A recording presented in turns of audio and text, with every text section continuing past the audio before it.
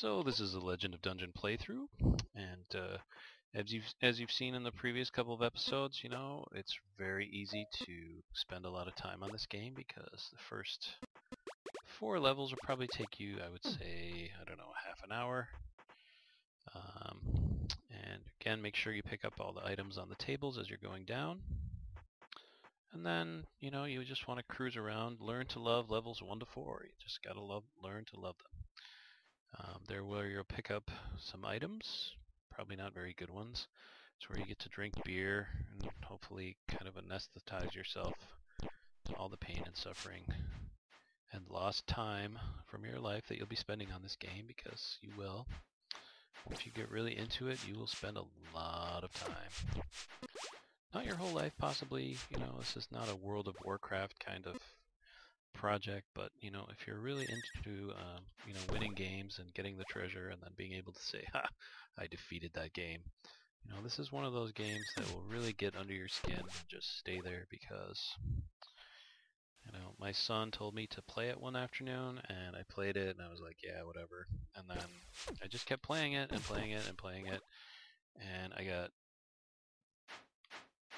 so frustrated the first few times I played it, I just kept wanting to get better and better and better, and I did. And, you know, as you've seen, you know, level 7, level 8, level 9, even for experienced players, you know, that can really be, you know, a potential graveyard for you.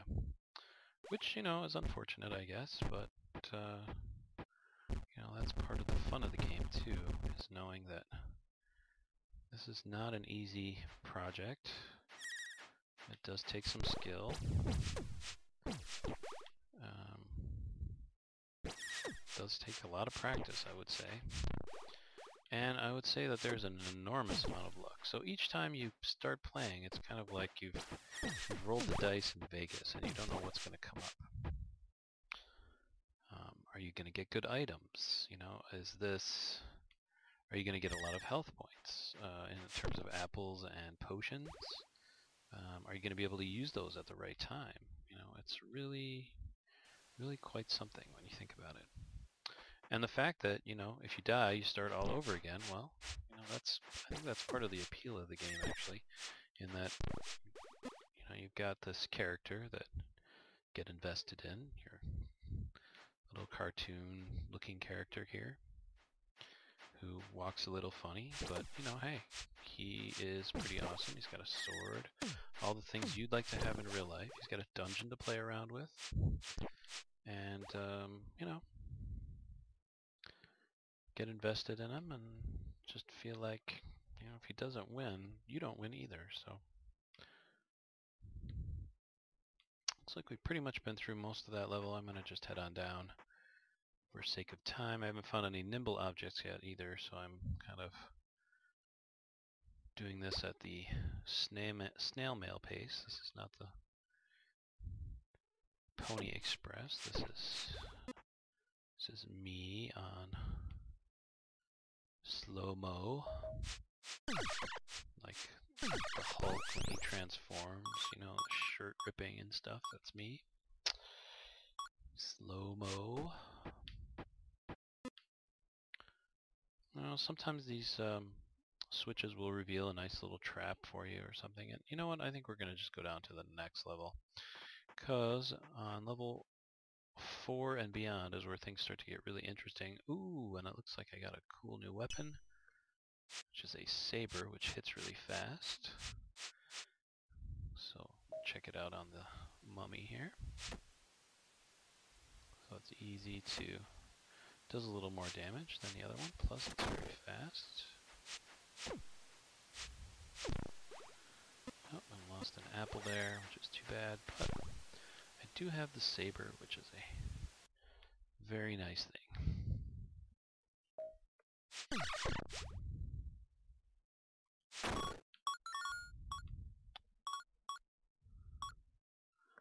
Sometimes it's hard in these rooms to tell if there's something on the floor, so, you know, check out all the nooks and crannies. Ooh, and I've got, I don't know who this is. Who is this?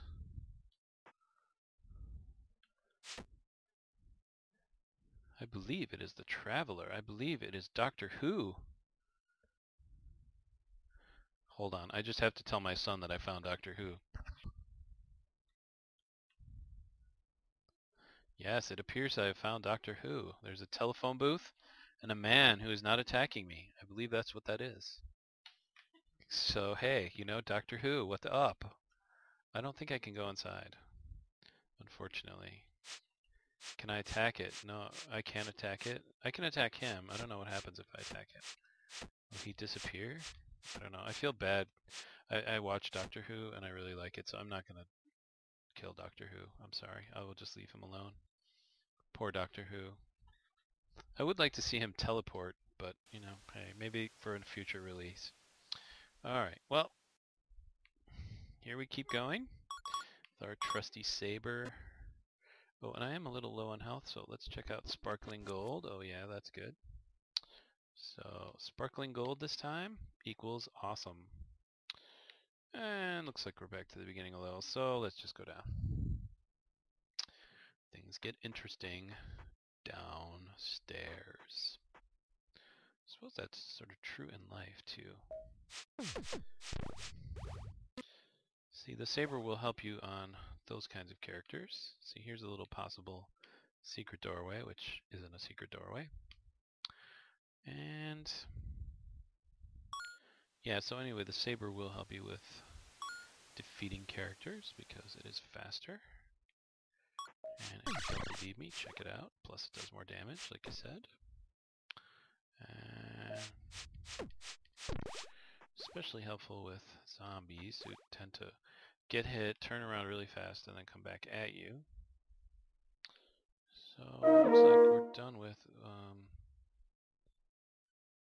this level, I would guess. Let's see.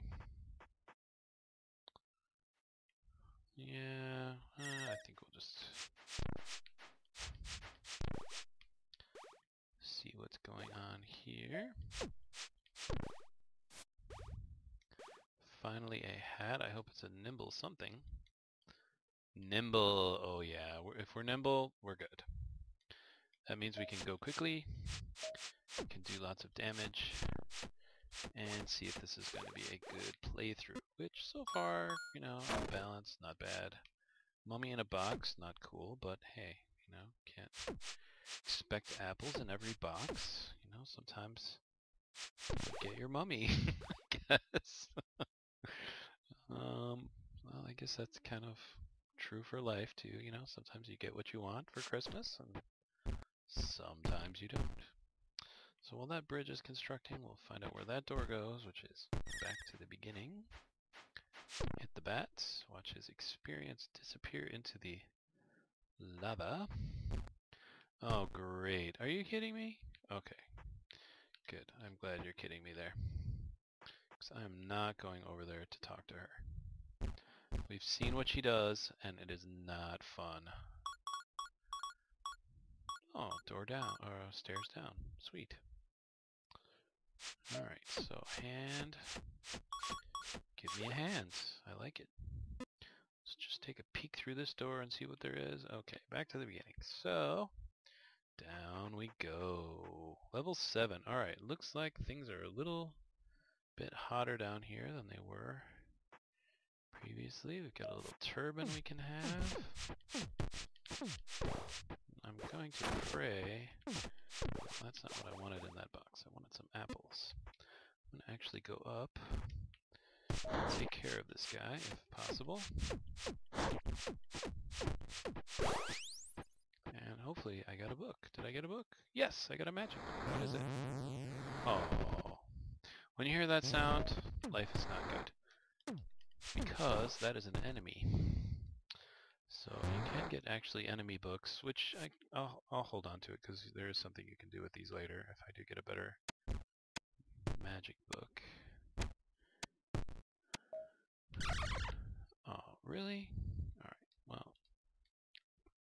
If you're gonna do that, just be all over you. Alright, there is something useful you can do with the bad magic books, which is to create like a room full of your characters.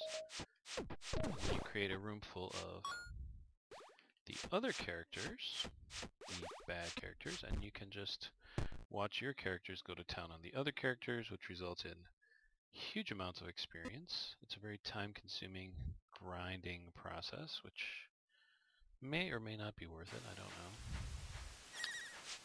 But it does allow you to level up, which means that you do more damage when you hit things.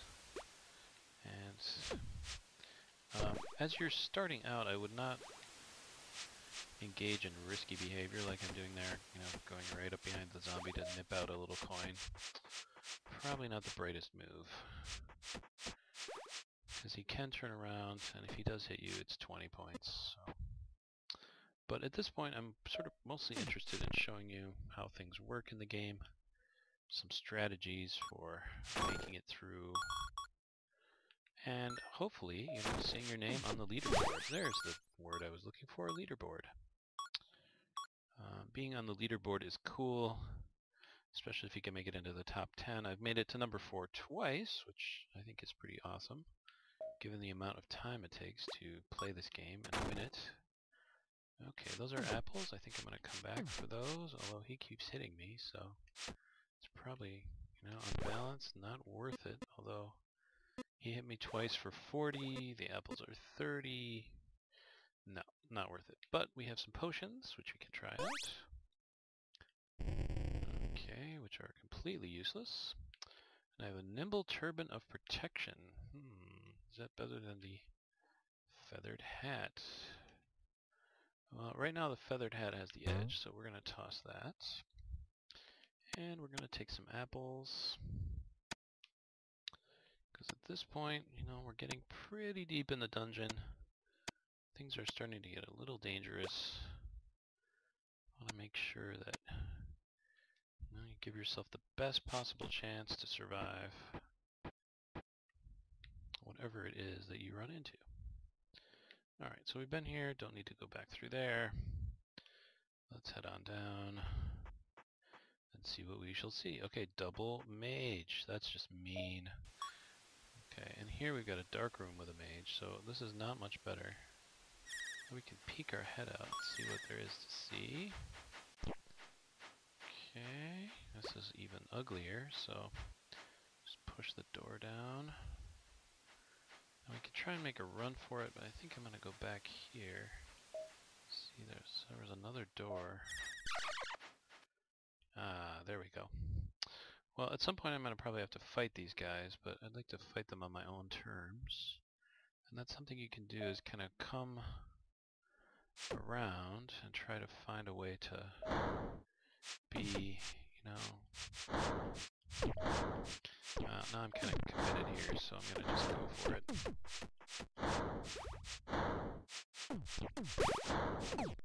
Now, level 9. Let's try again.